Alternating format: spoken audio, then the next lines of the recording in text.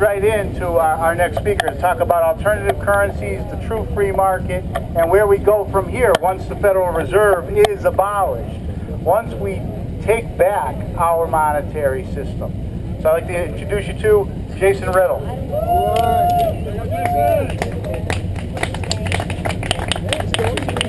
Thank you. How about a hand for everybody for coming out on a Friday night to rally around the single most important cause right now, in my opinion, that's facing us, the biggest challenge that's facing us. We've had a Jack Blood, Reverend Lionel Gantt, Garland Favorito, Minister Derek Grayson. It's a pretty good lineup. This is going to be very difficult to follow, but as been said, I want to start talking about some of the solutions. But first, in honor of the Fed's 100th birthday, I wanted to talk about a few of their accomplishments. But I had a very difficult time coming up with a list, so I thought maybe I would come up with a few of the things they haven't done so well. And this isn't even digging deep into any of the conspiracy. It's not digging deep into how the Fed was formed in secrecy. It's not digging into the fact that they've never even had an audit. If you just look at the Fed's transparent stated objectives of what they are communicating to all of us that they are supposed to be doing, they have failed miserably in the last 100 years. But I don't even want to waste too much time going through that list, but just quickly. During the Fed's 100 years, we've had more monetary, more macroeconomic instability than we had in the decades prior to the Fed. That's a fact. That's been studied. The Fed was supposed to eliminate macroeconomic instability. We've had more recessions. We've had deeper recessions. Amen. The Fed has been largely responsible, if not because of the crashes of 1921, 1929, the Great Depression. The Fed was supposed to stop all of these booms and busts, right? The Fed was supposed to stop recessions. The recessions of 1953, 1957, 1969, 1975, 1981, the dot-com 2001 recession. The most recent recession, 2007, 2008. The crash. Maybe the Fed wasn't the proximate cause of the crash, but the Fed was most certainly the root cause of the crash. The Fed created the incentive structure which led to too big to fail. The Fed backed the banks. Heads I win, tails you lose. The Federal Reserve has made it so these institutions can gamble with your money and we get the losses. The Fed was created to help ensure price stability, to maintain the value of the currency. That's working real good. The gas price. Back in 1790, a basket of consumer goods, let's benchmark it at around $100. In 1790 to 1913, that same basket of goods was still right around $100. If you look at that basket of goods today, that basket of goods would cost well over $2,400. Woo! The Federal Reserve has destroyed 98% of your purchasing power from these Federal Reserve notes. I don't even want to call them dollars. They're not dollars. That's another story. These Federal Reserve notes. They perceive the difference. The Federal Reserve is an institution of control. It's an institution of expropriation of wealth. That money goes somewhere. That money goes to allow the politicians to play Santa Claus. That money goes to funding warfare. It funds the big government. If you're upset about the endless wars, if you're upset about the police state, if you're upset about a government that's too big and does too much, then you've got to start pointing your finger right here. This is the central engine that makes all of that possible. There are only a handful of ways the government can get money. They can raise taxes. If they raise taxes too high, people don't like that. They're going to revolt. The government can issue debt, but they can only issue so much debt to private buyers. After they get to a certain point, they need somebody willing to buy that debt. In the Fed! In the Fed! In the Fed! In the Fed! In the Fed! In the Fed! Yeah. And the most insidious tax of all is the inflation tax. As they're destroying the value of your currency, that's real wealth. That money is going somewhere.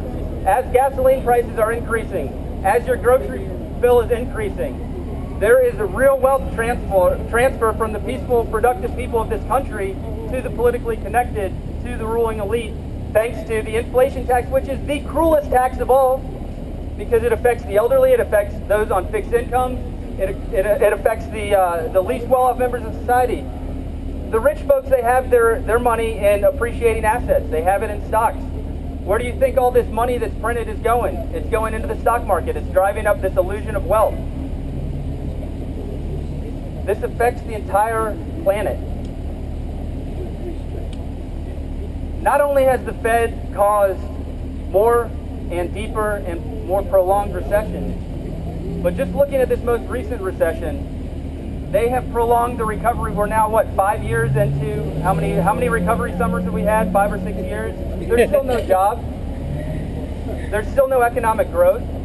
And the Federal Reserve even, let's talk a little bit about just a little economics. The leading figure, Walter Bagehot, who is the leading authority on central banking, didn't even think that a central bank was the best option. He said, do not have a central bank, but if you do, we're going to lay down one key ground rule that it will be the lender of last resort during times of financial crisis. The Federal Reserve or the central bank, if you have one, should lend to the solvent institutions at high rates of interest. In the most recent crisis, what the Federal Reserve did was it lent to the insolvent institutions at essentially zero interest, which again incentivizes that bad behavior. And what's worse is it takes those scarce resources, it takes that wealth away from the productive economy, it takes that wealth away from the solvent institutions to prop up failed banks for obvious political reasons.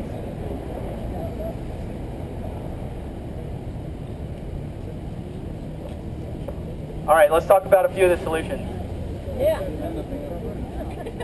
In the Fed would be great. I don't, honestly, I'll start off by saying an audit of the Fed would be fine. I don't think it's going to tell us anything that we don't already know. If it can get more people in the discussion, if it can get more people aware of what the Fed does, that's a big success. But as far as real change about what this monstrosity does, auditing it's not going to do anything. Who's going to audit the Fed? The Fed. The Fed? Yeah. What's that going to show us? Are we going to be able to abolish the Fed? Maybe if we get enough people behind this message, right? I think we have a better chance of doing a couple other things, and that's what I'm gonna suggest tonight. It's only a limited time until this thing's going to collapse on itself. That's going to happen. That's going to happen. That's going to happen in our lifetime. They can't keep this house of cards going forever. Some people suggest a gold standard. A gold standard we could return to. We've had gold standards before. I think that's a fine solution. It's maybe not by itself the most optimal solution, but having a gold standard would in fact restrict the bank's ability to print money willy-nilly in infinite quantities, QE 1, 2, 3, 4, infinity now. If that was tied to gold, that would be much more difficult. And I wanted to just explain very quickly how returning to a gold standard is actually very possible, and it would only require 4 simple steps.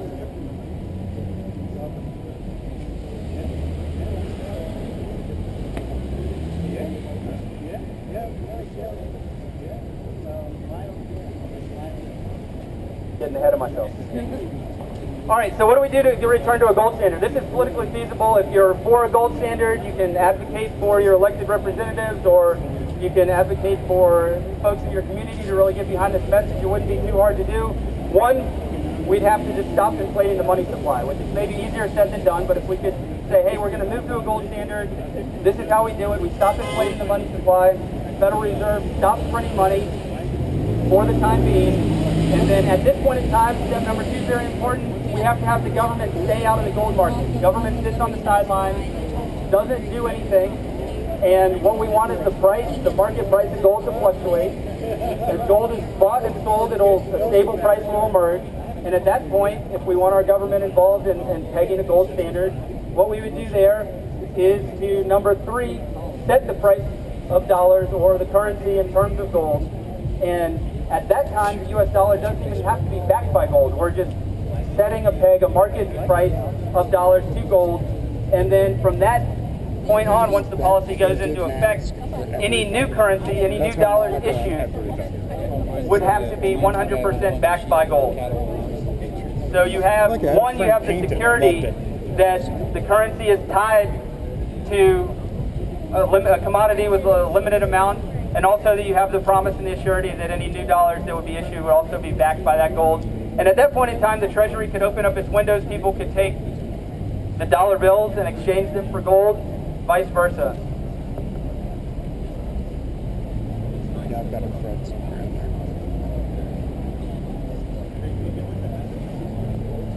I don't think that returning to the gold standard by itself would be necessarily the most optimal solution. It would definitely limit the amount of printing that any government can do. But if you can couple that with a couple other solutions that I'm going to discuss, I think that it could be very powerful and very realistic, and I think something that might even be politically possible if we can get enough of the community behind to force some of these politicians to actually back some type of gold standard to limit what these guys are doing. Maybe a good first step. How many people have heard of any of the cryptocurrencies, Bitcoin, Litecoin? Woo! So this is awesome. This is something that came into existence just in the last couple of years.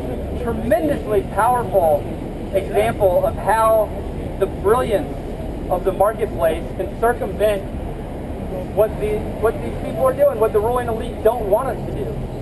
Incredibly powerful. This is already out of the bag. They can't stop it right now. It's a decentralized peer-to-peer medium of exchange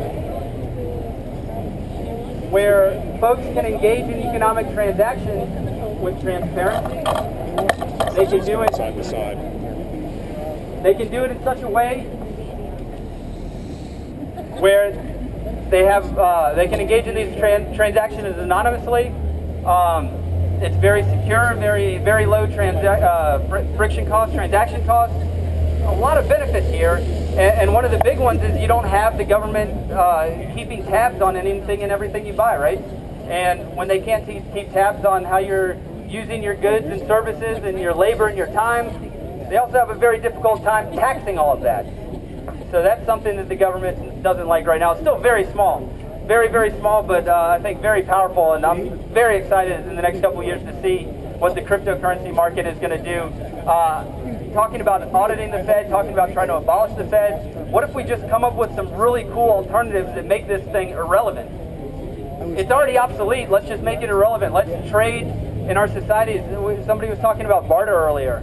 We don't have to go underground and barter when we have things like Bitcoin that allow us basically the power of money, the power of this medium of exchange, the power of economic calculation, and to do all these transactions, and to do it in a system that's off the grid, that's removed from anything that these guys have control over. That's how we win, when we empower people through real alternatives. And we're not forced to use Federal Reserve notes to engage in our transactions. That's how we win.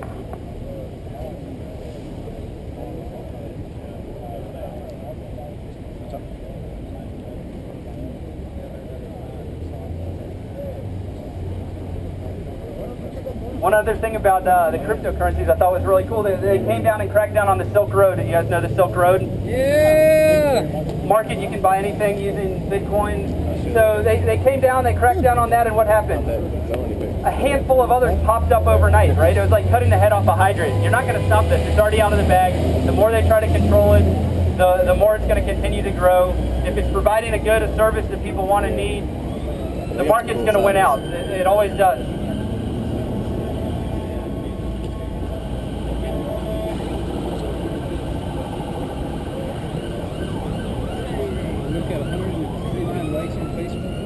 So what I think is the most powerful solution that we have at hand, what I think is the most powerful solution and ultimately will win out, is that of competing currencies. I don't know what's best. I don't know if the market wants Bitcoin. I don't know if the market wants gold and silver. I don't know if the market wants Federal Reserve notes. I don't know if they want a combination of all of the above, but when you have a coercive monopoly that forces everybody to accept Federal Reserve notes when you have a coercive monopoly that forces everybody to honor these notes for all debts, public and private. You have no option. Let's leave it up to the market to decide what works for the people. Let's leave it up to the market to compete, to come up with innovative solutions like Bitcoin that maybe does things that people didn't even think possible to do. That improves our life, improves the transactions. Money is an economic good just like food, just like water, just like anything that we use. It's essential. It's one half of most all transactions. And when you have a monopoly providing that, you're going to get low quality money and you're going to get very expensive money, or in this case, very devalued money. So what is competing currencies? What is free banking? What does that look like? What I would advocate for is free entry into banking. You have free entry into banking, you have free entry into producing money. You have the freedom to issue your own banknotes. If Ben wants to issue his own banknote, he can, alongside the Federal Reserve, alongside... You also have the freedom to accept money on deposit. I like banknotes. You have the freedom to borrow money. You have the freedom to lend money, otherwise invest your banknotes, and you have the freedom to provide guarantees, letters of credit, etc., without having a one-size-fits-all system controlled by this monopoly. I love this thing, man. Yeah, it took me 2 years, but I finally got it worked out. Yeah. It was real rough when I started. That's where I'm going to be heading to. So to get there, we have to do a couple of things. We need to, number one, repeal legal tender laws. Repeal legal tender laws. So those are the laws saying that you have to use U.S. coins, U.S. currencies, all these Federal Reserve notes, which isn't even U.S. money, as legal tender for all your debts, all your charges, all your taxes. Repeal those. Allow competition. Let's see what happens. Repeal and prohibit any tax on coins, metals, tokens. Repeal and prohibit any tax or fee on any currency or other monetary instrument. We want to remove the barriers to allow people to experiment with different monetary instruments. We want to repeal provisions of the criminal code relating to the minting of coins, gold, silver, other metal for use as money. Why should they get a monopoly on Federal Reserve notes, and why should the U.S. Treasury have a monopoly on coining dollars and printing bills? Finally, and this is very important, currently the government also has a monopoly on deposit insurance. The federal government is protecting us by providing FDIC, supposedly deposit insurance. But what that's doing is it's allowing all these banks to equally behave in a very risky manner. It's taking market regulation, it's taking the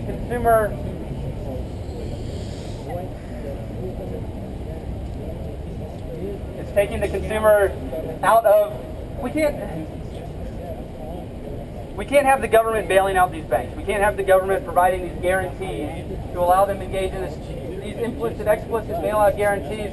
That was a major factor in causing the latest crisis. That's a major factor in why our banking system is so unstable.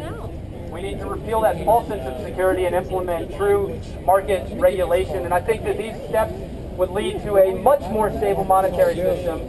It would also make all government spending extremely transparent, because they can no longer play Santa Claus and engage in these endless wars, engage in this endless growth where they're now involved in literally every area of our life. Department of Education, Department of Agriculture, Department of Transportation, all of these things. They have a very, very real cost, and the politicians act like they don't, and then they're allowed to fund it through trillions of dollars in deficit. The Federal Reserve buys that debt when nobody else wants it, and the Federal Reserve confiscates wealth for the political class through the tax of inflation.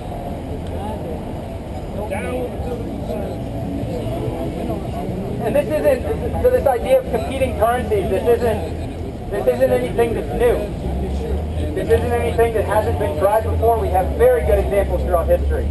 We have the Scottish free banking period, 1716, 1845. That's the classic historical example of the issuance of competitive currency. We have a very, very good book called Good Money by George Selgin, who talks about, at the onset of the Industrial Revolution, the government's inability to mint to mint small denomination coins that were necessary to pay factory workers wages and things like that. They'd have essentially be like everybody walking around with $100 bills, and then you go to a bar and there are only $100 bills. You can't buy dinner, you can't buy a drink. There were no small denomination coins at that point in time, and very, very interesting thing emerged. We had basically firms that were engaged with making buttons for coats that started minting small denomination coins out of copper.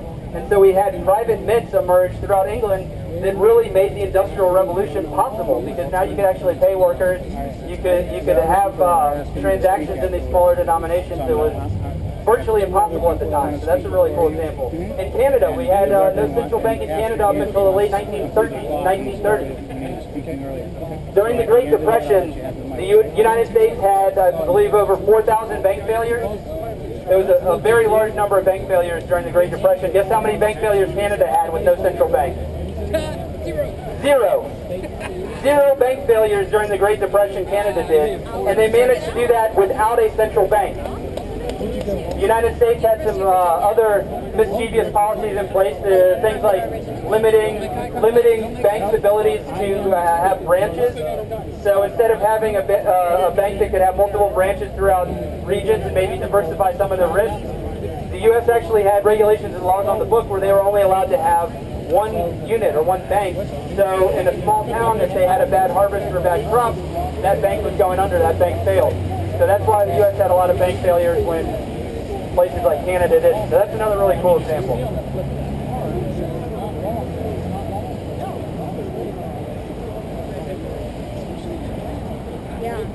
And I say all this just to let you know that it is possible. It's nothing new. It has been tried through history. It's worked very well. And the central banks have all come into existence, not because of any market failure. The central banks have come into existence for two reasons, and that's control and to capture wealth, to capture money. It's a very lucrative business. The central bank started in the 1600s. First one was Sweden, the longest one that's been around that we all know very well, the longest continually existing one's the Bank of England. It was started to fund the war against France. Central banks, since their outset, have been in existence to fund war. Since the very outset. That's the model that we still use today. At that time, the kings would actually, instead of inflating the currency, it was a form of inflation, but they would actually clip the coins around the edges. So they would take metal off around the edges, stamp it a little bit thinner, and then by royal decree, make you accept that money on par with all the other coins. That was the original inflation. And now guess what? We're doing the same thing, except it's just not as hard. Now it's just a few strokes of the keyboard. We're allowed to clip coins or create money out of thin air from the central bank right here. And guess what? It's still used to do what it was originally, and that's to fund the war.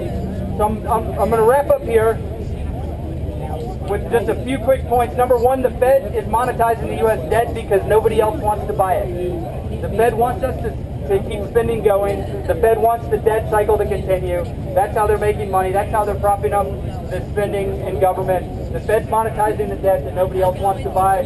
We're worried about, we hear politicians on TV talking about how China owns our debt. We hear people on TV talking about how Japan owns our debt. Well, guess what? The Federal Reserve owns as much U.S. debt as China and Japan combined.